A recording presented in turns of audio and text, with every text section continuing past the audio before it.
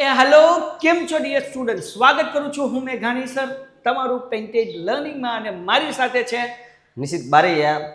વિદ્યાર્થી મિત્રો, તમે બધાએ ધોરણ 10 માં ખૂબ સારી એવી મહેનતથી ધોરણ 10 પાસ કરી લીધું છે અને હવે તમે પસંદ કર્યું છે કોમર્સ. તો ધોરણ 11 કોમર્સમાં આજનો આપનો વિડીયો છે, એના માટે તો ખાસ આ વિડીયો તમે ધ્યાનથી જોજો. ભાઈ. ધોરણ 11 કોમર્સની અંદર મોટા ભાગે વિદ્યાર્થીઓ આળસમાં કાઢતા હોય છે, આળસુ રહેતા હોય છે. 85% કરતાં વધારે વિદ્યાર્થી એવા હોય કે જે લોકો આળસ કરતા હોય છે, ખાલી 15% મહેનત કરતા હોય છે. આ 85% વિદ્યાર્થીઓમાંથી બીજા 30 કે 35% વિદ્યાર્થીઓ એવા હોય કે એક્ઝામને 1 મહિના અગાઉ તૈયારી શરૂ કરી દે છે અને 50% વિદ્યાર્થીઓ 8 દી અગાઉ તૈયારી અથવા તો પેપરના આગલા દિવસે થોડું ઘણું જોઈને જાય અને એવું વિચારે કે અમને તો ધક્કો જ મારી દે, અમારે હું ચિંતા કરવાની જરૂર છે. પણ સાહેબ એ વાતની સાબિતી આપશે ધોરણ 11ની અંદર અગર તમે ગ્રાન્ટેડ અથવા પ્રાઇવેટ સ્કૂલમાં છો તો તમે લોકો સારા માર્ક્સે પાસ ન થયા તો તમારે રીટેસ્ટ આવશે સાહેબ. આવશે, સાચી વાત છે. બરાબર, રીટેસ્ટ આવશે. બીજી વસ્તુ, અગર રીટેસ્ટ તમે પાસ નથી કરી શક્યા તો પ્રાઇવેટ સ્કૂલ હશે તો તમારું એક્સટર્નલમાં ફોર્મ ભરશે અને અગર સ્કૂલ તમારા પેરેન્ટ્સને એમ પણ કહી શકે અગર પરફોર્મન્સ સારું નથી તો કે ભાઈ તમારા છોકરાને 11મું ધોરણ રિપીટ કરો. એટલે પેલું મિક્સ તમે તમારા મગજમાંથી કાઢી નાખો કે ધોરણ 11 કોમર્સની અંદર ધક્કો જ મારી દે. અને સાહેબ જો ધક્કોય મારી દીધો તો 12માં શું પ્રોબ્લેમ આવે જરાક છોકરાઓને કહો.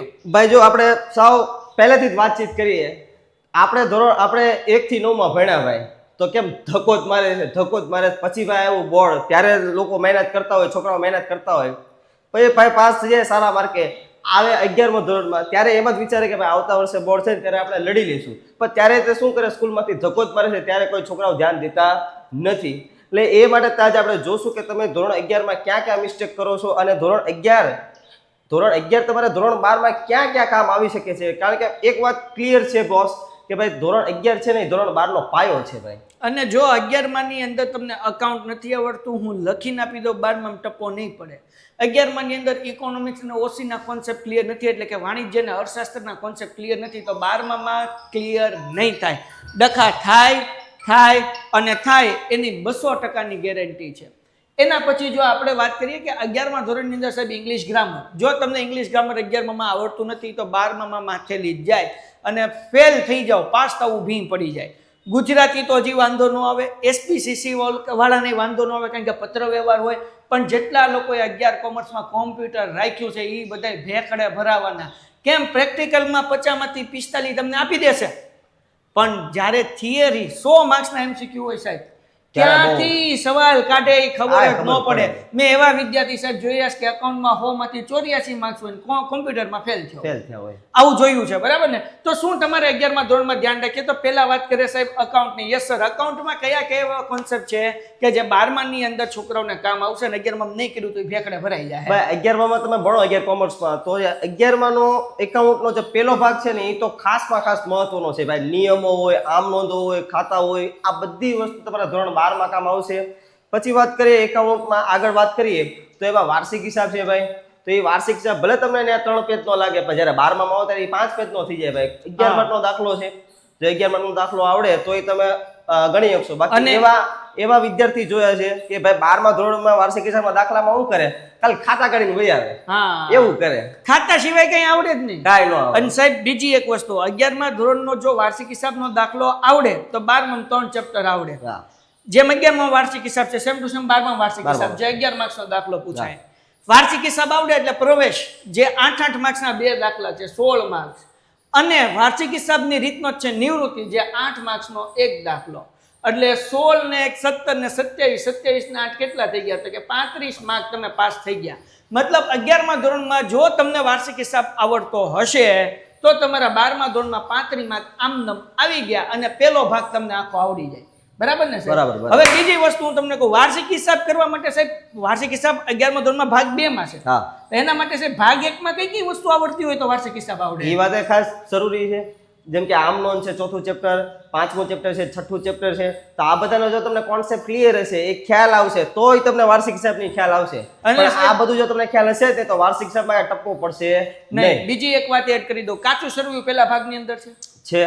વાર્ષિક હિસાબનો આધાર છે કાચું સરવૈયું, અને કાચું સરવૈયું આવડતું જ ન હોય તો તમને કાંઈ ફેર પડે નહીં, આવડે જ નહીં, ટપો જ ન પડે.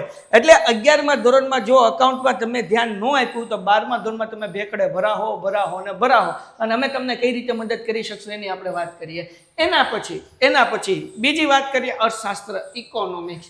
ભાઈ ઇકોનોમિક્સ એક એવી વસ્તુ છે કે જેમાં અઘરા શબ્દ આવે. તમે 10મા ધોરણમાં ગરીબી, બેરોજગારી આ બધું શીખી ગયા ને, અલગ અલગ સરકારની યોજના, આ અર્થશાસ્ત્રનો ભાગ હતો જે ધોરણ 10 ની અંદર તમે ભણતા હતા.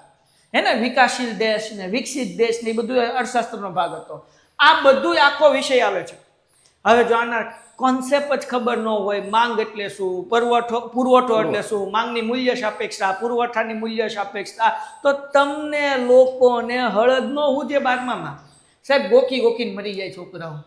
પણ ગોખવાનો સાહેબ ફાયદો જ નહીં ને.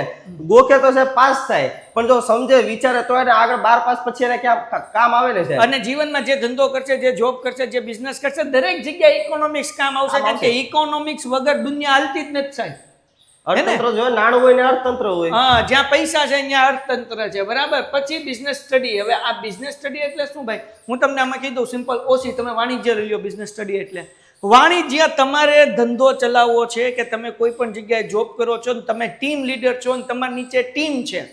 અગર તમને વાણિજ્ય આવડતું નથી તો આ કોઈ વસ્તુ તમે સરખી નહીં કરી શકો. તો કાલે સવારે બિઝનેસ કરો કે જોબ કરો, તમે સર્વિસ ઇન્ડસ્ટ્રીમાં હો કે પછી ધંધાકીય હોય કે કોઈ પણ જગ્યાએ હોય તમે, હે ને, પણ જો તમને મેનેજમેન્ટ નથી આવડતું તો તમે પાછળ રહેવાનું. આ તમે લખીને રાખી દો. એના પછી ભાઈ સ્ટેટિસ્ટિક. તમારા લોકોને મેથ્સ એન્ડ સ્ટેટિસ્ટિક, આપણે સ્ટેટિસ્ટિકને ધ્યાનમાં રાખશું. સાહેબ આંકડાશાસ્ત્ર કેટલું અગત્યનું. આંકડાશાસ્ત્રમાં એમાં કેવું છે કે ધોરણ 10માં તમે ભણી ગયા મધ્યસ્થ, બહુલક ને એ બધી વસ્તુ ધોરણ 12માં આવશે, બેઝિક કોન્સેપ્ટ સાથે તે. પછી તમે ધોરણ 11માં આવશે, પછી તમે 12માં આવશો, 12માં આવશો ત્યારે એ થોડુંક અલગ પડી જશે ભાઈ. ધોરણ 12માં જે આંકડાશાસ્ત્ર આવે એમાં 2 ભાગ આવે, એમાં તે એકાઉન્ટમાં 2 ભાગ આવશે. એટલે 2 ભાગ એટલે 2 ચોપડી. હા, 2 ચોપડી. બહુ નાની એટલી ચોપડી આવશે, બહુ મોટી ચોપડી નહીં આવશે. એટલે એનું ખાલી આમ અકાઉન્ટની તમને જાડી લાગશે પણ છે નહીં તમ તારે, બરાબર કે નહીં? તમે આમાં થાય હું તો કે ભાઈ 11મા ધોરણમાં તમને વાંધો નહીં આવે, પણ ધોરણ 12માં તમે આવશો ત્યાં તમને કઈ ટપવો પડશે નહીં. બીજી વસ્તુ સાહેબ, આપણે સ્ટેટિસ્ટિકના બીજા ચેપ્ટરની વાત કરીએ તો માહિતીનું નિરૂપણ, કે તમે એમાં કોષ્ટક બનાવતા શીખો છો, ટેબલ બનાવતા શીખો છો. તો એ સાહેબ ગમે ત્યાં ધંધો કરશે, ગમે ત્યાં જોબ કરશે, તમારે ડેટા સાથે કામ કરવાના છે. જ્યાં ડેટા એટલે આંકડાકીય માહિતી જ્યાં હશે ત્યાં કોષ્ટક અને ટેબલ હશે જ તે. એ તમે 11મા ધોરણમાં શીખો છો. તો તમારા કેરિયરની શરૂઆત અત્યારથી થઈ ગઈ છે. તમે 11મું ધોરણ મતલબ કે તમારું અત્યાર લગી ભણતા હતા કોમર્સ, સાયન્સ, આર્ટ્સ લેવા હાટું ભણતા હતા. હવે તમે કોમર્સ લઈ લીધું, મતલબ તમે મેનેજમેન્ટ બિઝનેસમાં જવાના છો. એટલે ત્યાં જાશો એટલે ક્યાં જોબ કરશો, ક્યાં બિઝનેસ કરશો, એ કરશો એટલે ડેટા આંકડા આવશે એટલે કોષ્ટક આવશે. કોષ્ટક ક્યાં શીખો છો? 11મા ધોરણમાં બીજું ચેપ્ટર.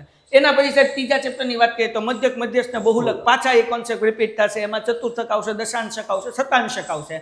10મા ધોરણમાં મધ્યસ્થ ને બહુલક જ શીખ્યા. હવે બાકીના કોન્સેપ્ટ જે ચતુર્થક છે, પછી દશાંશક છે, શતાંશક છે, એ બધું તમે ત્રીજા ચેપ્ટરમાં શીખશો. પછી આગળ જે છે એ કરતા જશો, હે ને. તો કહેવાનો મતલબ શું છે? પછી છઠ્ઠું ચેપ્ટર આવડે ને તો જ તે સ્ટેટનું તમને બીજા ભાગનું 12મા ધોરણમાં સંભાવના વિતરણ 2 ચેપ્ટર આવડે.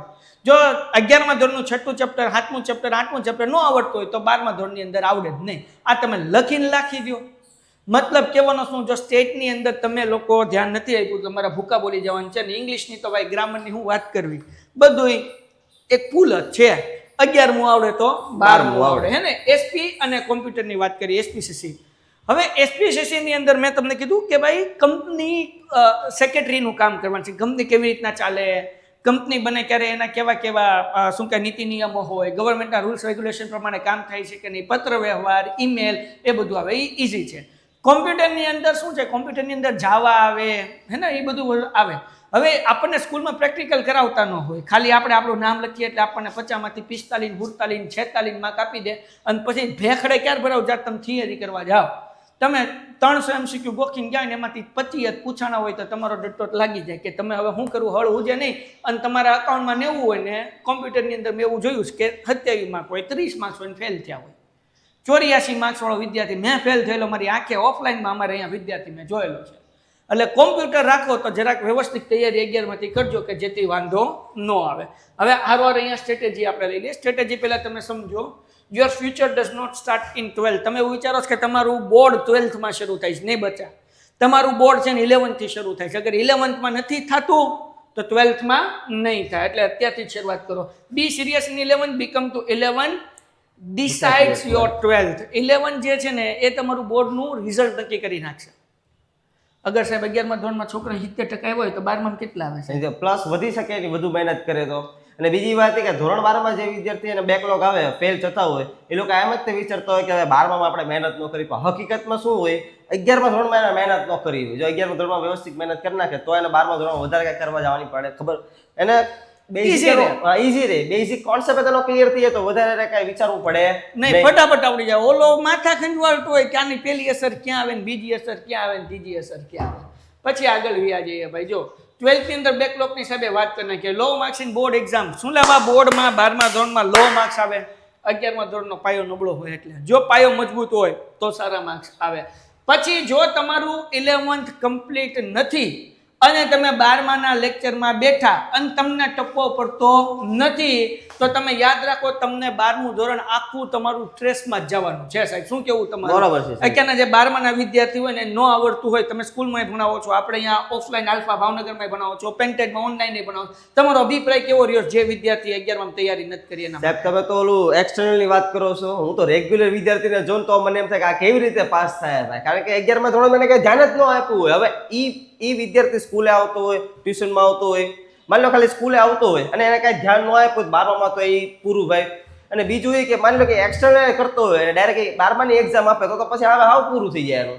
એટલે આમાં તમે જેટલું સમજો છો એટલું હેલું નથી, બરાબર ને? ઓકે, જ્યારે તમે 12મા ધોરણમાં આવી ગયા તો તમારી માથે સિલેબસ પૂરો કરવાનું પ્રેશર હશે ને ઇમ્પ્રુવમેન્ટ કરવાનો તમારી કે ટાઈમ જ નહીં હોય. અગર અત્યારે તમે લોકો મહેનત નથી કરતા તો 12મામાં 11માનું જઈને પછી ખબર પડશે મને આમનો નથી આવડતી, મને આ નથી આવડતું, મને આ નથી આવડતું, એટલે 12મામાં ખબર નથી પડતી તો પછી તમારી કંઈ ટાઈમ જ નહીં રહેશે. એટલે 11મો time is the best time કે જ્યાં તમે તમારું રિઝલ્ટ ઇમ્પ્રૂવ કરી શકો છો. અને week basis affect your future. તમારું ફ્યુચર કેમ આપણે જોઈએ છે કે ભાઈ કોલેજ કરી દીધેલા હોય છે ને પછી ઇન્ટરવ્યૂ માટે જાય તો બકાન જોબ નથી મળતી હોય, કોલેજ પાસ પણ જોબ જ ન મળે. એ આટલા માટે નથી મળતી કારણ કે મારા દીકરાઓ એ લોકોએ સરસ રીતે ધ્યાન આપ્યું હોતું નથી, હે ને? એને કાંઈ આવડતું નથી હોતું. અમે ઇન્ટરવ્યુ લઈએ અમને ખબર છે, અમારા માથાના વાળ વિખાઈ જાય એના કારણે. બીજું એ કે અહીંયા શું કીધું કે નો ટાઈમ ફોર ઇમ્પ્રુવમેન્ટ. એટલે આપણે સમય આપવાનો છે, બહુ એટલો બધો સમય નથી આપવાનો ભાઈ. આપણે સ્કૂલમાં જઈએ, ટ્યુશનમાં જઈએ, પણ જો ખાલી સ્કૂલમાં જતા હો અને કે ટ્યુશનમાં ન જતા હોય તો દરરોજની 1 કલાક આપો તો મહત્વની બહુ છે ભાઈ. અને એના માટે સાહેબ અમે પેન્ટેડ કોમર્સ ચેનલ છે જે અહીંયા અમે પિન કરી દીધી છે. આ પેન્ટેડ કોમર્સ ચેનલની અંદર તમે જાશો દીકુડાઓ તો ત્યાં રોજ રાત્રે સાહેબ લેક્ચર હોય છે.